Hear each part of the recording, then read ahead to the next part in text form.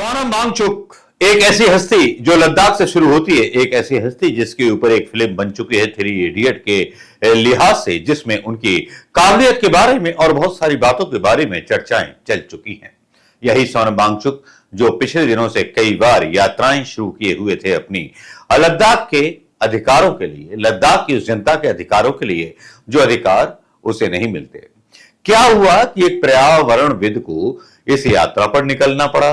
क्या अदानी ने वहां जमीनें खरीद ली या लद्दाख को प्रदूषण युक्त करने की बात सोची गई? ऐसा क्या हो सकता है कि सोनम वांगचुक को निकलना पड़ा एक ऐसे मार्च पास्ट पर जो उन्होंने कभी सोचा नहीं था कि उनको ऐसा करना पड़ेगा।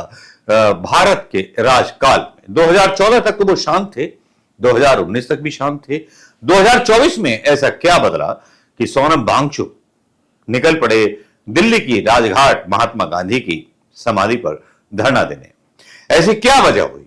वजहें बहुत सारी आपको उलझी हुई शायद नजर आ रही होंगी, क्योंकि शायद उलझी हुई हमें नजर नहीं आ रही, क्योंकि सरकार जो है कॉलर खड़ा करके बात करती है और सोनम वांगचुक अपना कॉलर नीचा करके बात करते हैं। बात यही तो होती है कि जब जब हिंदुस्तान में न्याय नहीं मिलता तो अपने न्याय के लिए कुछ आवाजें उठानी पड़ती हैं, जैसे कि जब भी उठाई गई जब ब्रिटिश काल था। क्या आप ये सोच रहे होंगे मैं ब्रिटिश काल की तुलना मोदी के काल से कर रहा हूं? तो ये आपकी गलतफहमी है।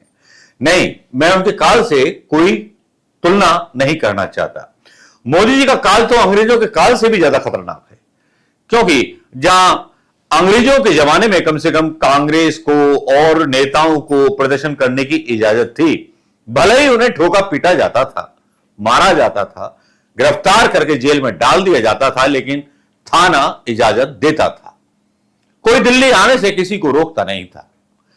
लेकिन सोनम वांगचुक को डिटेन कर लिया और सोनम वांगचुक को डिटेन करने के बाद जैसे सरकार ने आफत मोल ले ली। यहां मूक दर्शक बना रहा हमारे संविधान का पहला प्रहरी, वो सुप्रीम कोर्ट, जिसको यह अधिकार दिया गया है कि जब कुछ गलत होते हुए देखो तो खुद निर्णय लीजिए और सवाल कीजिए और सरकार से पूछिए कि आप ऐसा क्यों कर रहे हैं। लोकतांत्रिक तरीके से आवाज उठाने वाले लोगों की आवाज अगर इस तरह से दबा दी जाएगी तो सुप्रीम कोर्ट की भूमिका पर क्वेश्चन मार्क तो लगना तय। तो question mark Supreme Court, election commission, हर संस्था जो है प्रधानमंत्री मोदी के रहते एक क्वेश्चन चिन्ह बनकर रह गई है, जिसके आगे अंधेरा है।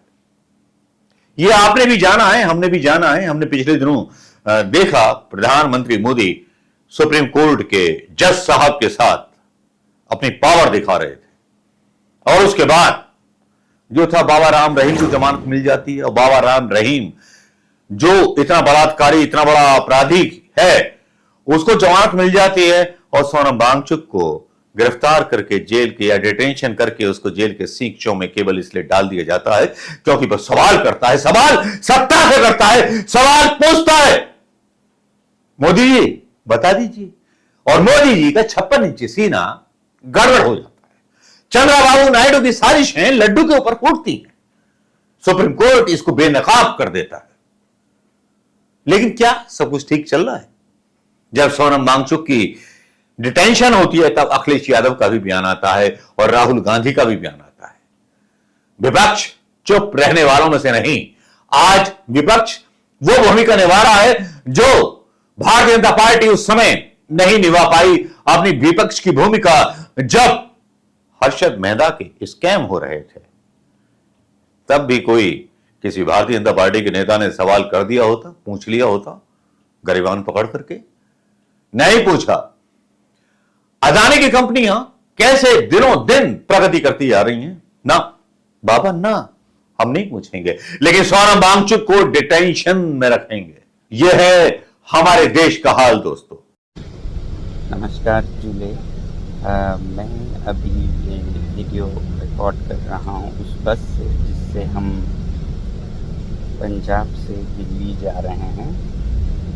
रास्ते में हरियाणा पुलिस और दिल्ली पुलिस के बहुत सारे गाड़ियां हमें एस्कॉर्ट कर रही थी मगर जैसे जैसे हम दिल्ली की तरफ पहुंच रहे हैं, लग ऐसा रहा है कि वो एस्कॉर्ट नहीं बल्कि हमें वो एक तरह का डिटेन कर रहे हैं या अरेस्ट कर रहे हैं, क्योंकि सारे बसों में, खासकर हमारे बस में 2 पुलिस ऑफिसर्स आए हुए हैं और बताया ये जा रहा है कि दिल्ली के बॉर्डर पर लगभग 1000 की पुलिस फोर्स तैनात की गई है और सारे लेन्स को मिलाकर एक किया गया है और इसीलिए बहुत बड़ा ट्रैफिक जैम है यहाँ पर।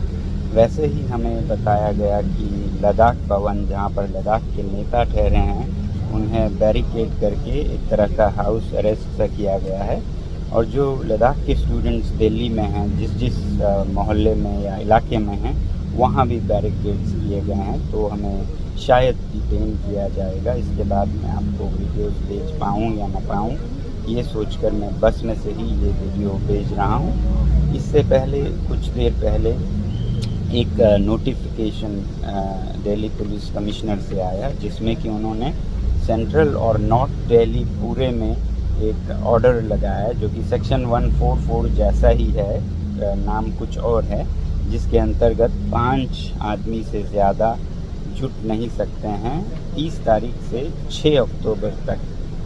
तो लगता है कि ये जो पद यात्रा है उसको वो नहीं होने देना चाहते हैं। हालांकि ये बिल्कुल पीसफुल था, इस पे रोकने की पूरी कोशिश की जा रही है और इसके बाद हमें डिटेन किया जाएगा, अरेस्ट किया जाएगा, कहाँ ले जाएंगे कुछ पता नहीं है। तो ये मैं वीडियो अभी आपके लिए बना के रख रहा हूँ। आप लोग इसके बाद शायद समाचार में सुनेंगे क्या हो रहा है। Thank you very much. जय हिंद। हौसले फिर भी बुलंद हैं क्योंकि देश हमारे साथ है, सच्चाई हमारे साथ है और सच्चाई की ही जीत होगी। जय हिंद। राहुल गांधी और बाकी के नेता क्या बोलते हैं सोनम वांगचुक के डिटेंशन पर, ये अपने आप में एक खबर बन जाती है, टॉप स्टोरीज बन जाती हैं गूगल की।